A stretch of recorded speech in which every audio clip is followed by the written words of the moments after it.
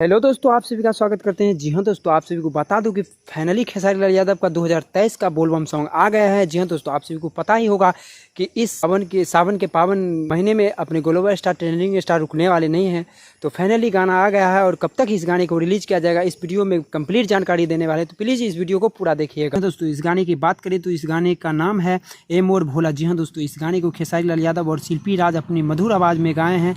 और इस गाने के राइटर के बारे में बात करें तो इस गाने को लिखे हैं अखिलेश कश्यप और संगीत दिए हैं विकास यादव और कंपोजर है शुभम तिवारी। जी हाँ दोस्तों, और इस गाने में खेसारी लाल के साथ साथ आप सभी को ब्यूटी गर्ल यानी वायरल ब्यूटी गर्ल आप सभी को दिखाई देगी, जो कि आजकल भोजपुरी इंडस्ट्री में काफ़ी वायरल चल रही है। जी दोस्तों, इस गाने की में बात करें तो इस गाने को रिलीज किया जाएगा कल सुबह अन्नपूर्णा फिल्म्स पर। जी हाँ दोस्तों, आप सभी को बता दूं कि इस गाने का आज टीजर भी आ गया है शाम को। बड़ी बवाल का कमाल का गाना बना है, तो आप लोग जाकर देख सकते हैं।